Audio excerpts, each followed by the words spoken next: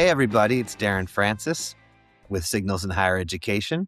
Today, I am joined by Stacy Chiaramonte. Welcome, Stacy. Appreciate you joining us today. Thanks for having me, Darin. Yeah.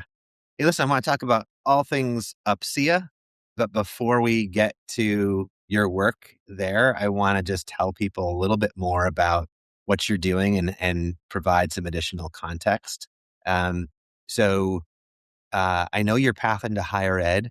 It's a little bit different from other academic leaders. You spent the first half of your career working in the private sector before transitioning to WPI. Can you talk about what prompted that shift and maybe how your industry background has benefited you? Yeah, great question, Darin. I started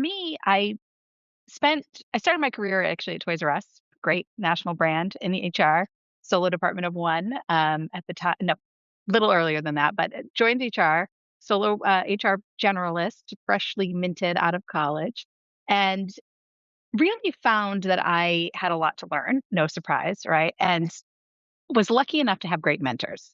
And that's been a theme throughout my career. And that mentorship comes back down the road. But I loved working in industry. I went to work for a startup after a few years with Toys R Us. Again, had really great mentors. Two women that had met while doing their MBA at Stanford were the founders, the co-founders of the organization. I spent 8 years there. And that's really when I decided to pursue my MBA as a part-time working professional. And that experience, I think, shaped a huge part of my desire to work in higher education. Higher education was always this really interesting area to me. I was a traditional undergrad. I was first gen. I was fortunate enough to go, live on campus, and being there, you sort of get that magic of a campus feel. But I had this sense that the campus life as an employee would be very different from what I was really used to. And so it wasn't until I was a part-time student that I realized, hey, there's actually this really interesting area of the institution, universities that work with these adult learners. And they're doing things that are helping us on our journey as learners that I found really fascinating. So it took me a few more years to get back to, actually moving over to transition to work for WPI, but it was always sort of back of mind for me as something that I wanted to do in the future, wanted to do down the road. And I couldn't imagine myself doing it. I wasn't going to be a faculty member. I wasn't going to pursue a PhD. I couldn't imagine myself doing it until that adult learner experience. So that really shaped what drew me to the work. Yeah. And then entering WPI, like you certainly would have experienced, you went from a really large corporation to then a startup to then the culture of higher ed. So talk a little bit about how that impacted you. I probably would not have lasted in higher ed if I hadn't gone to work for the corporate professional education unit at WPI. What really was helpful in sort of minimizing that culture shock was that CPE operated like a small business within the university. And so I went into a world that I could relate to. Okay, this is a growing business. We are charged with revenue generation. We are charged with expense control. We have a P&L, things that were business terms that a lot of us, that came from industry to higher ed, we have a lot of experience with. But if you start your career in higher ed, it takes a lot longer to be able to manage budgets in a lot of roles. And so it's this interesting mix, but the pace is a lot slower. All right, no surprise.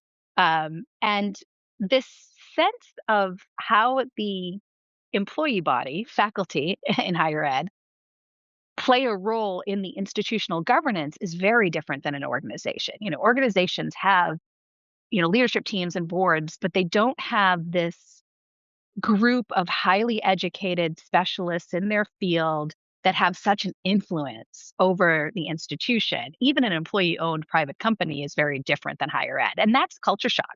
Um, but again, I went to work in a unit that I could relate to, that made a lot of sense to me and allowed me to use the muscles and flex new muscles in areas that I was really comfortable with and wanted to develop it. And this becomes like your then first experience in kind of the corporate development, corporate engagement side of things. What surprised you or what challenged you most, do you think, in building corporate partnerships and Because I think that's going to get into some of our conversation with your time at UPCEA too. Absolutely. The one of the biggest things is how much time it takes. I think that it's very easy for institutions to underestimate what it takes to build really strong relationships and partnerships with employers. And that's true in industry as well, but I think there's a better sense in a company about that relationship management piece that isn't so common in higher education. And that was probably one of the biggest shocks. I think CPE, the unit I joined, had already built a really strong infrastructure and had resources. There were corporate partnerships in place. I came into working for really in an operations role and focused on student success. Within my first week, I was out at corporate partner locations where we ran master's degree programs, and it was fascinating. But we were new and growing, so there was not a lot of process, not a lot of uh, there were really good ways of doing things, but we hadn't operationalized it and standardized it to make sure that it was really the right approach for the student and for, the client, the company we were serving.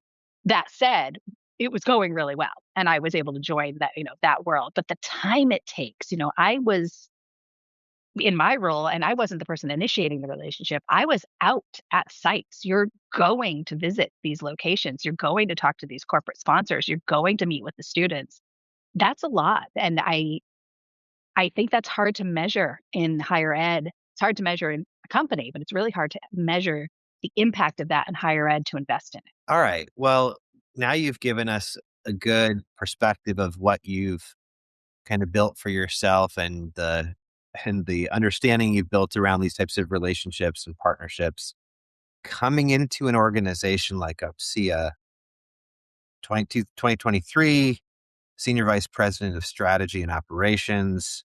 So you enter in at a leadership level, very strategic, but so I want to hear about your role at UPCEA, but maybe can you also tell us about UPCEA? Because I'm sure that some of our listeners don't understand enough yet about your organization, and that context will be helpful as we continue the conversation. So UPSEA is the Online and Professional Education Association. We are a nonprofit national association, been around for more than 100 years.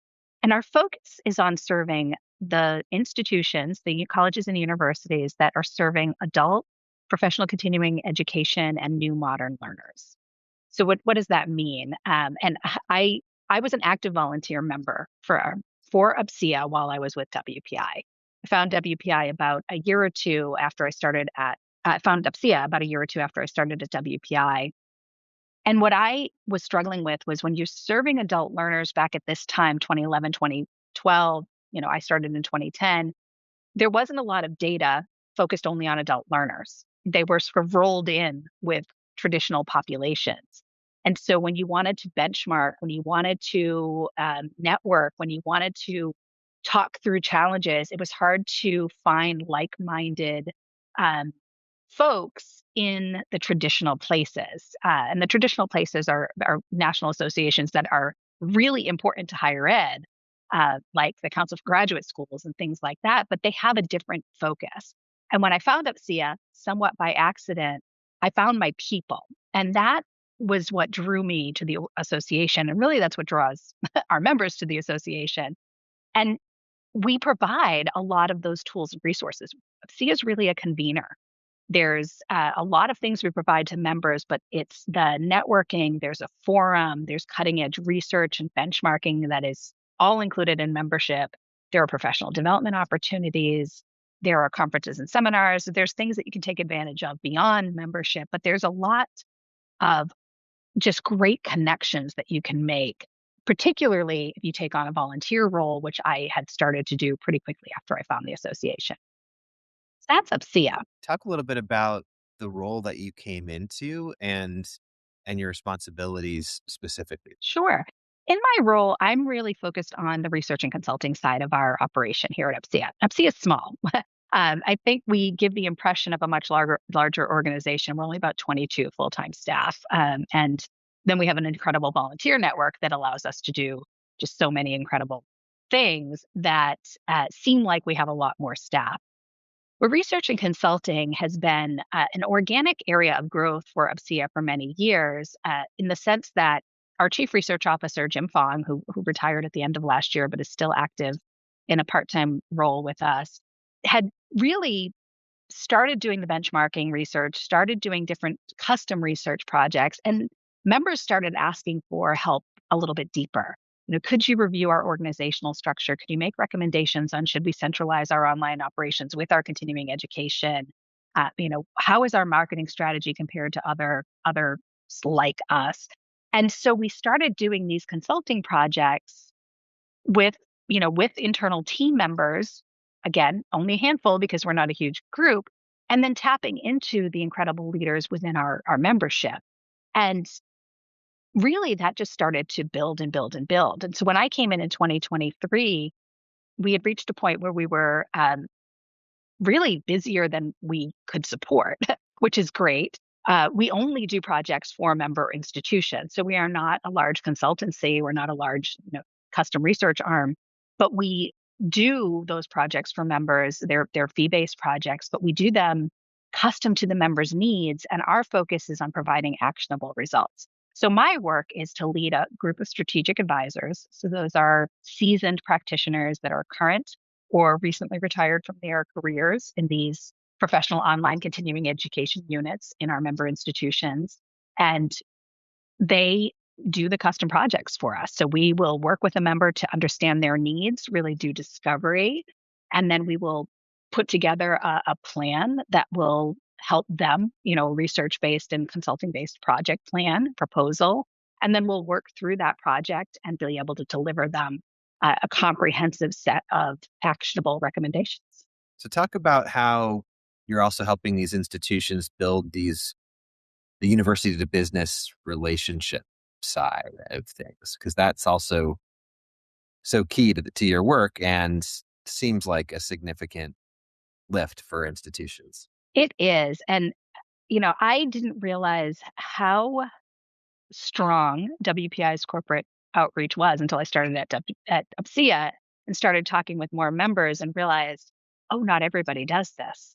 And so I think a couple things are happening, right? One is for a long time, our programs were driven by expertise in our institution. So we call it supply driven. Faculty were experts in their field, would bring a program proposal to, the powers that be and say, I want to do this online or I want to do this as a workshop, et cetera.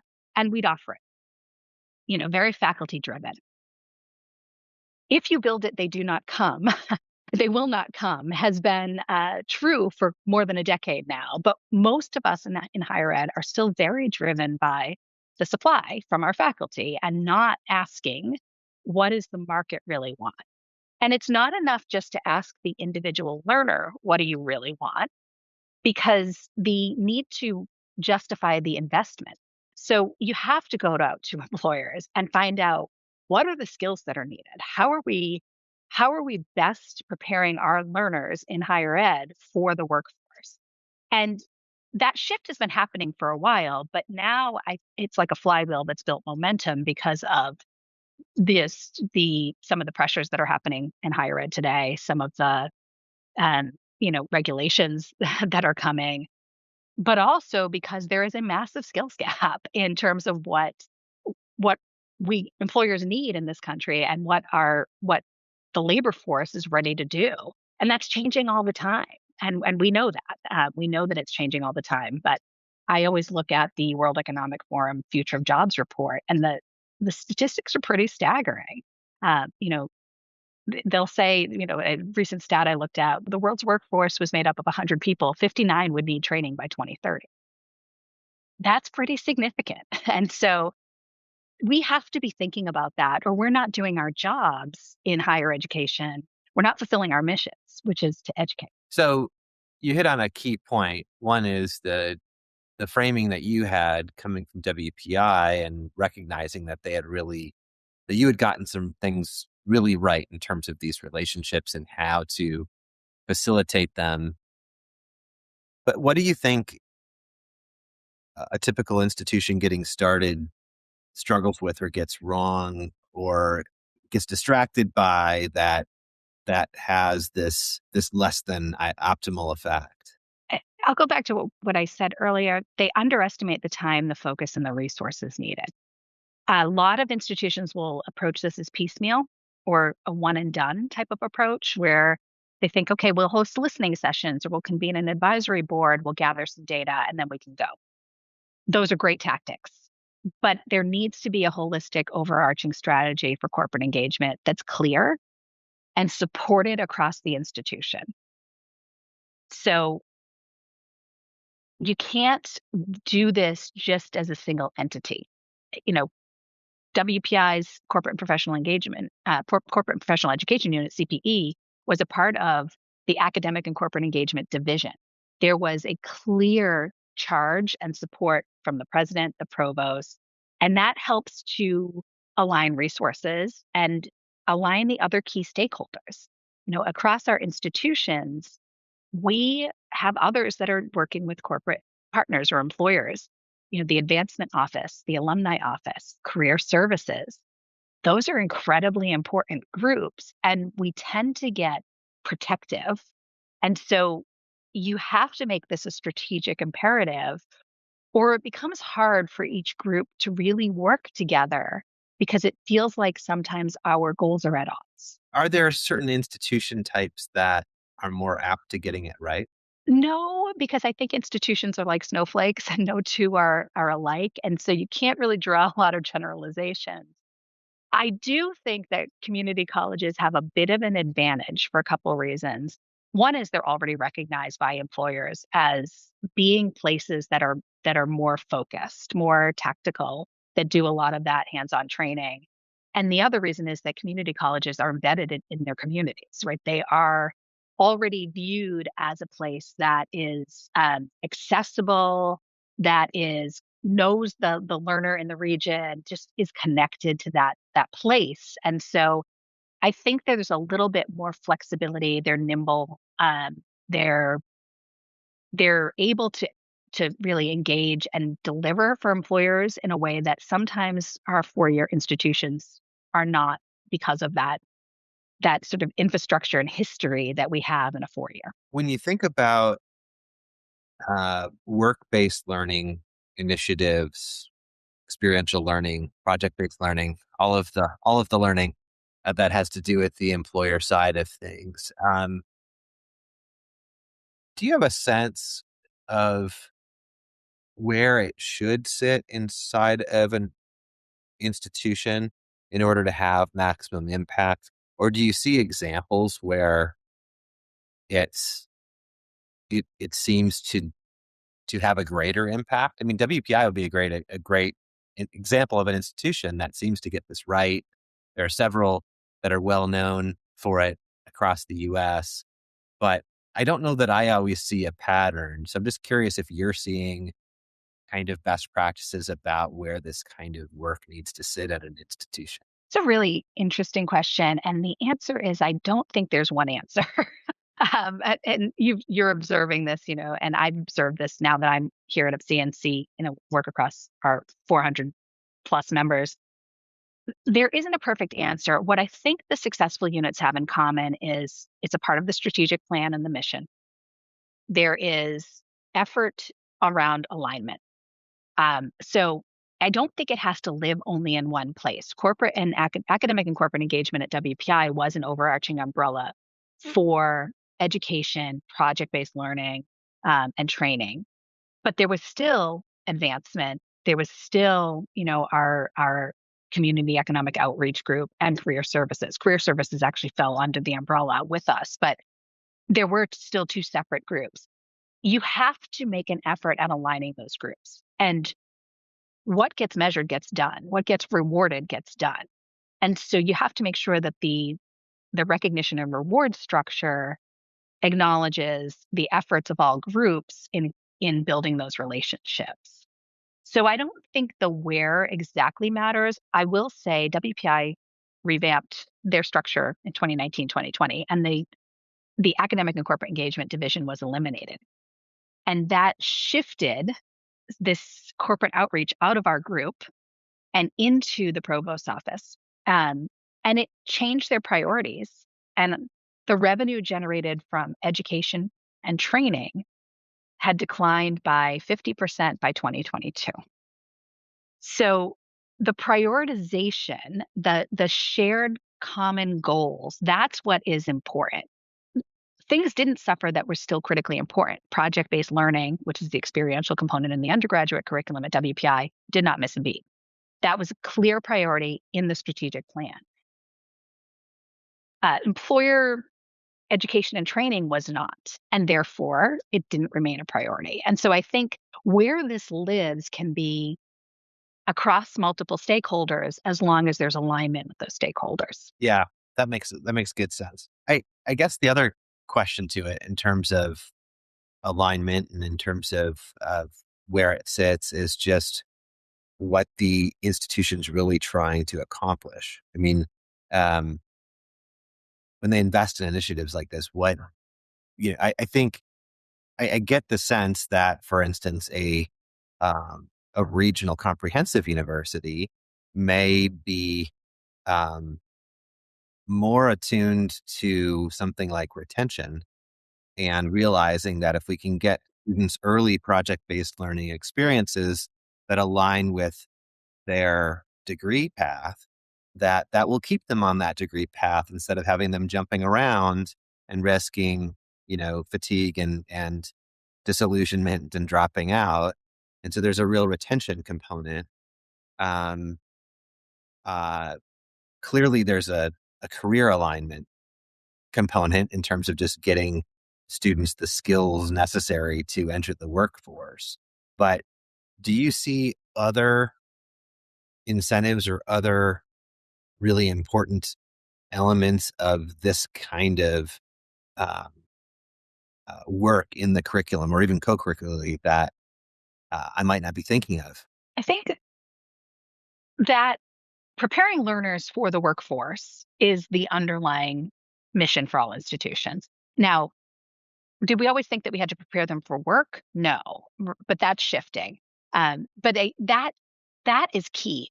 I think what's happening now and what makes this so critical, and I don't think it's limited to a certain university type or institution type, is that we have to be thinking about this is something that learners are seeking. Even traditional undergrads are looking at what's the ROI? What is this going to help me to do? And those project based curriculums, those experiential learning opportunities really become a differentiator and provide long term value.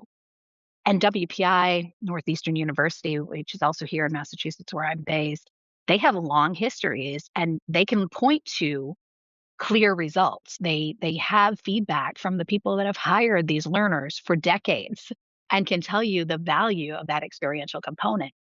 And that really helps them to demonstrate that ROI, that differentiation. What I think is shifting now is there's also the mission fulfillment component.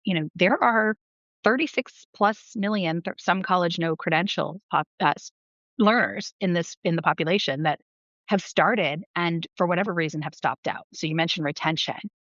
When you think about re-engaging those learners and helping them to fulfill their aspirations for education, you have to think about that on a learn and earn cycle.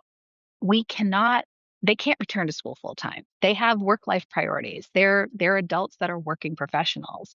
Um, they need to be met where they're at. And I think there's opportunities to think about that learner differently.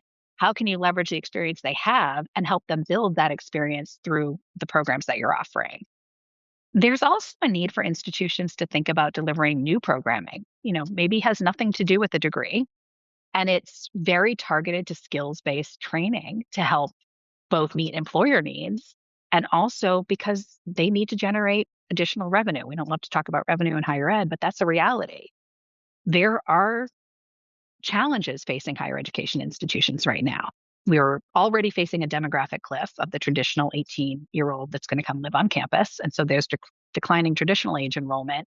And we're facing pretty significant international student enrollment declines, which the US has long been fortunate to have a very strong, particularly a master's level pipeline of international students who want to earn their degree here.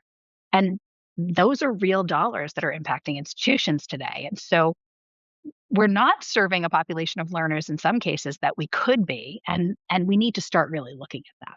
Yeah, I've heard on many measures that nationally the new traditional learner is the non-traditional learner, right? Like the to your point about the demographic cliff and a lot of the changes that we're seeing, institutions are having to do more with stackable credentials, having to do um, new innovative online programming to get people kind of what they need in an on-demand fashion, right? And yeah, it's really helpful context. So let's shift a little bit to the vendor institution dynamic, and we talked before the partner institution dynamic is the goal. I know most of my friends in the startup world or in growth companies don't like being called vendors, but that's where they start. That's the relationship they have initially.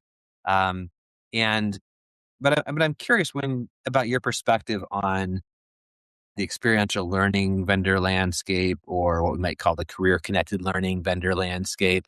Um, when institutions are evaluating solutions from the Ripens, the Parker Deweys, Podium, and others, what do you feel like they're really looking for?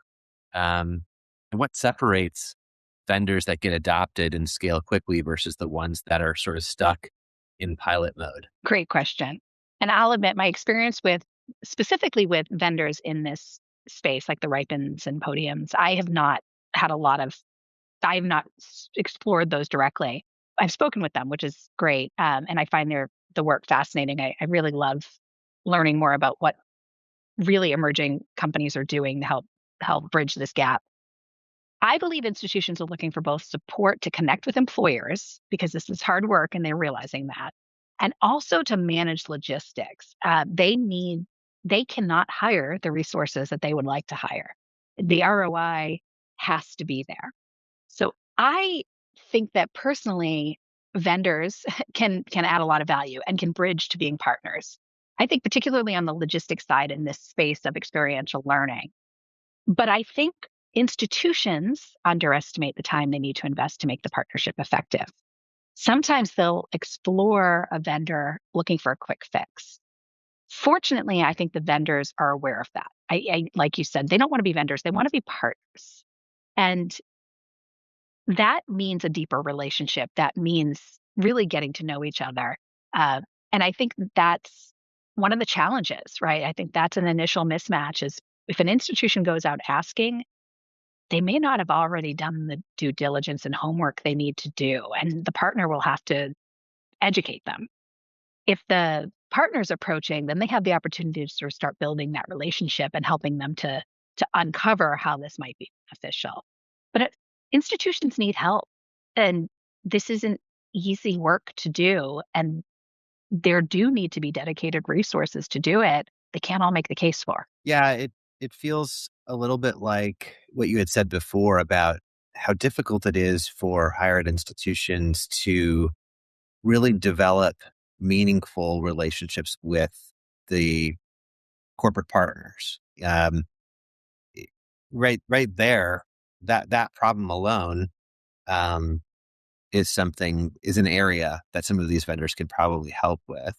Um, and and if nothing else, I would think by standing up a significant and well conceived career connected learning sort of laddered experience across education for students at your institution, what you're demonstrating to employers is by having these partnerships and by having them facilitate real meaningful experiential learning, you're demonstrating to these employers that you really have a commitment, not just to the pedagogy and the knowledge transfer, but on the experience transfer that's necessary. Yeah, the employer wants benefit as well, right? And they get it when it's done well. And so but I would be, if I'm put myself back in my employer, you know, industry experience, are you skeptical of bringing on a new, institution if you don't know that they've done their due diligence? And that's where I think a partner could be particularly helpful, especially if they've got that reputation in the marketplace. hey, I know that if I work through, company A and this institution, then I'm going to get a certain level of quality. I'm curious if you come across this in your conversations with institutions, but there seems to be, based on the type of institution that you'd be at, differing levels of opinion and even differing levels of deployment and strategy around uh, curricular versus extracurricular experiences, right? And so on one hand, to to not even fully straw man it or steel man the idea, you say if it's not embedded in the curriculum, then it's a disadvantage to a lot of students. On the other hand, um, you say in order to give students enough experience, you have to put it outside of the for credit offerings because there aren't enough credits that are open to add experiential learning in. And so having it sitting outside is kind of a key benefit to scaling it. But I'm just curious, do you hear conversations about this, or do you, from your own experience, do you have an opinion on that topic and how we should be thinking about it? I think it's a really great question. And my experience, direct experience, is a little bit limited. But what I have observed in the most successful or more successful experiential learning programs, including WPI, is that they are co-curricular. I think when it's integrated, as you noted, we've reduced friction for the learner. I believe that, and even look at Northeastern University, they're structured on a longer than 4-year cycle. For a long time, it was a 5-year process. And and I think it still may be, although I could speak to WPI directly, there's enough room in the way that the semesters, the terms at WPI are structured, that undergrads do have capacity in their schedule. They can actually complete their degree earlier. And now there's a lot of movement around 90-degree bachelor's degrees, 90 credit, not 90-degree, but 90 credit bachelor's degrees. WPI has made the project-based learning a credit-bearing experience within the curriculum. And I think that it's whether you have to go a little longer and you know that going in, or it's very beneficial when it's embedded. I think that's even more important if your learner is an adult working professional. They really can't add an outside experiential component to an already full plate. But if you make it co-curricular, you open the door. Yeah, and that really starts to hit on the issues of equity that a lot of institutions are concerned about um, when facing this conversation or this part of the conversation. Um, so when institutions are successfully scaling these initiatives, what organizational structures or leadership commitments do you think made these things possible? It's woven into the institution's mission and strategic plan. I WPI, the project-based learning curriculum, was introduced in the 1970s, and it's still referred to today as the plan. Um, Once they built that model, they went all in. You need to go all in. And they really dedicated the infrastructure, the resources, the time. They were willing to, work out the term schedule and structure the projects in such ways that they built upon each other over the 3 projects in the 4 years. It's a long-term commitment. This isn't it's tricky to pilot as an example because I do think you need to go all in. Now that said, I still think you can start with pilots, but the most successful, it is a key part of the mission to explore this, and they've made it a strategic imperative. I feel like more and more I'm seeing it um, as a strategic imperative, um, such that when it's not, I really notice. Um, um, but I wonder what's your what's your advice to institutions who haven't quite gotten there, but they know they need to? Like, where do they start? And this probably gets into a lot of the work that you do, from helping them think about early relationships with uh, corporate partners and other things too. But someone who's trying to really kind of get to that visioning level of deployment of this kind of work and building it into the curriculum. Where do you think is the best place to start? So I think this can start with an idea, but I think it needs to be something that gets to a leadership conversation. So this is I'm not saying you have to have your president endorse it fully on day one, but you have to have enough of a roadmap to say, here's what I'd like to pilot. Can we go ahead with a pilot? And not everyone is going to build out a project-based curriculum or become a recognized, institution with co-op programs, and nor do they need to. The first step is to really think about reaching out to employers in some structured way and gathering information about their needs. And you can do that on a pilot. You could think about you need one employer. You need one, academic area that's willing to work with you to customize a program for that employer. You don't need to have every I dotted and every T crossed. So we talk a lot about that in the work that we do with institutions. We're thinking about this as more of employer engagement right now. And so when you think about how do you build out what we refer to as an anchor tenant, and this is a part of UPCEA has hallmarks of excellence in credential innovation. And the third hallmark is all about university to business engagement. And we've done a lot of work on this, some grant funded. There'll be some more reporting coming out about that. But the core of our focus there is really thinking about how you do some research to understand what employers might have needs that you can serve.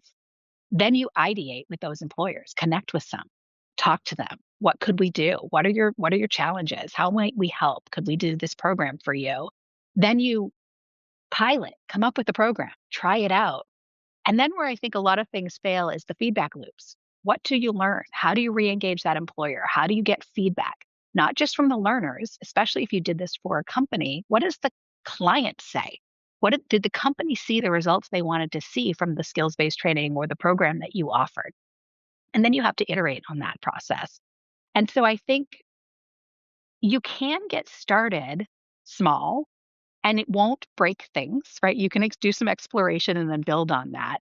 I think if a vendor is coming in very specifically to connect projects um, with an institution, there's the challenge there is to really do their discovery. Make sure they understand the institution well and think about how they can demonstrate that understanding and help the institution to come along, build that case, right? I think the challenge in this space, the experiential learning space, particularly for some of those vendor partners, is they might be educating on two fronts, and helping the institution to make the case. And so I think you can come at it from two ways. It can be sort of organic growth within the institution, starting with employer outreach. I think there can be partners that can really help bring this in and do some things with existing, current enrolled students and really build the ship from, both angles while you're sort of sailing, if that makes sense. Yeah. Yeah. No, absolutely.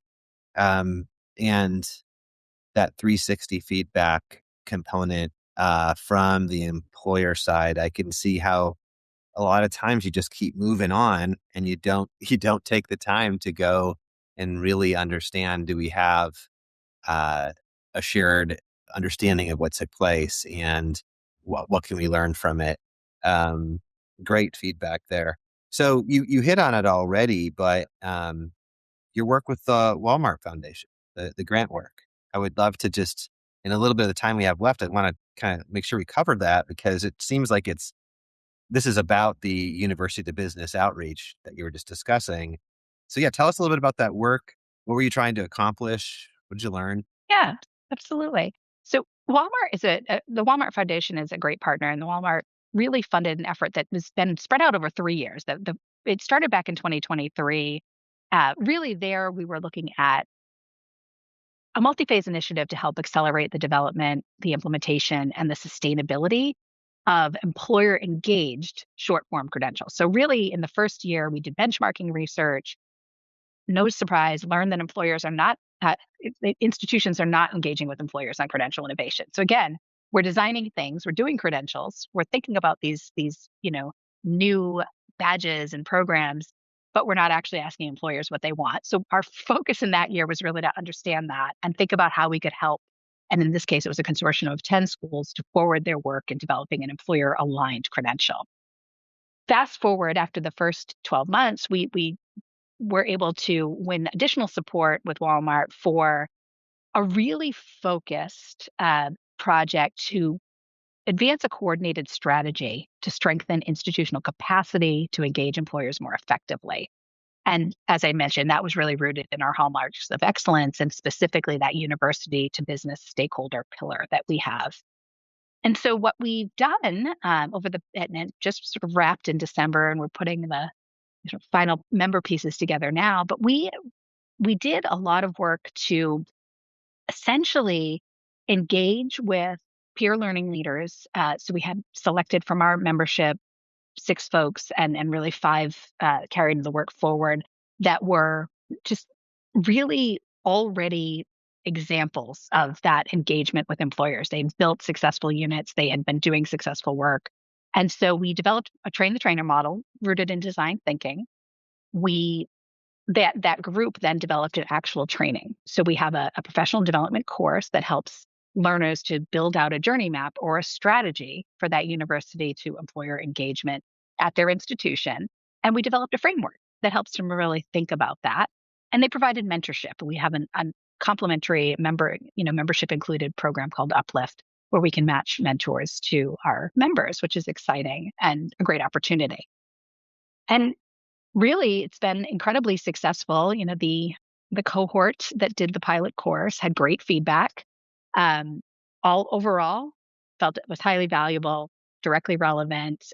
They loved the tools. They thought the tools were practical. They were great resources. It was described as transformative and impactful, which heck, we couldn't ask for more.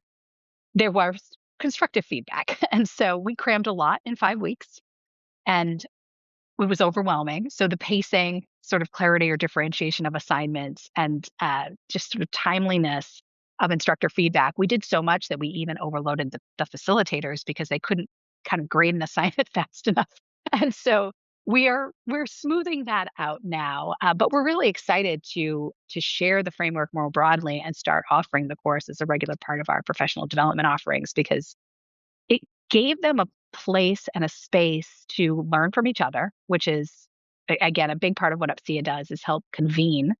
And we get a lot out of hearing what other institutions are doing. We kind of can pull the pieces that make the most sense for our unique context. And we had a structured way to build out that what we call a journey map. How am I going to do this? How am I going to put this together? And sort of tackled that in pieces that align with those phases. So it's been a really powerful, very rewarding project because we're able to do this work that started, sort of with benchmarking that benefited all but 10 consortium members to something now that we can really push out to membership and beyond in a way that I think will hopefully be helpful and allow them to get started if they're not started or build some more momentum if they are underway. I love that. And I love the framework. It's definitely sounds like you're equipping people or equipping institutions to do this on their own. But together, I want to ask you one more thing in the time we've got left that kind of ties to this, which is really around um, the potentially powerful but maybe underutilized interinstitutional collaboration concept, right? Like it feels like you just said it a few times. You're a convener, right? You're convening these institutions. Um, are there other opportunities for institutions to work together that you're excited about, and how is UPCEA maybe helping facilitate some of that? There are. I think colleges and universities are generally very collaborative.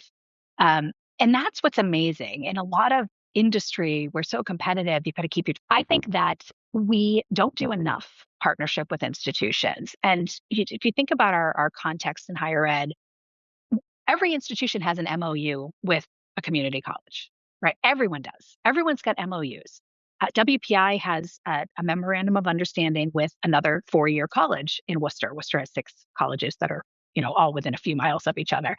We bring different things to the table. And so when we think about that and we sort of strip away the noise, you can really start to get very creative for employers. One of the obvious ones is that community colleges do different things than we do in our 4 years. So WPI we can tap our community college right up the road, a couple miles away, and I'm not including that in the 4 years or within a few miles, to do, sort of this piece of a something, and then we can build on the next level. Think about WPI. It's like, okay, certain programs a you have to be current with a level of mathematics that you maybe haven't had to use in 20 years. And so can your community college partner help with that piece? And then you can do that, more technical piece that is what your sweet spot is at your institution. I think there's also four-year opportunities. We talked a lot when we had the Mass College of Pharmacy was literally, you could see their building from the building I sat in, and they have pharmaceutical expertise that we didn't have at WPI. We had really strong life sciences. The two are very complementary. So we don't have to compete. We can actually bring to bear a very robust offering that is quite different for that employer. I do think that we sometimes get in our own way, and I think this is particularly true in university systems. We are sometimes assessed, or if you receive a lot of state funding, that can be based on the headcount that you have. And that can be a hindrance to collaboration, even in a system, because there's a real risk of having that person enroll at the other campus versus your campus, and you don't get any revenue for that. And that's a challenge. And so we are sometimes our own worst enemy in the structure of higher ed in terms of those collaborations. I can appreciate that. But yeah, it feels like the real opportunity is that higher ed institutions have way more in common, and that they can actually create probably better partnerships together in some cases than individually. And what a wonderful opportunity to explore with you guys. I'm really impressed with what you guys are doing at UPCEA. I think the fact that your membership does span from research universities to regional comprehensives, small privates, community colleges, it it it already feels like an organization that is well poised to help facilitate a lot of the things that employers need, but also a lot of what the higher ed institutions need. Um, but thank you so much, Stacy, for taking the time to have this conversation. I really I learned a lot, and I look forward to um, hearing more about what you guys are doing, and seeing how we can help as we bring more of these uh, partners to the table for higher education. So thanks again. Thank you, Darin. Great talking with you today.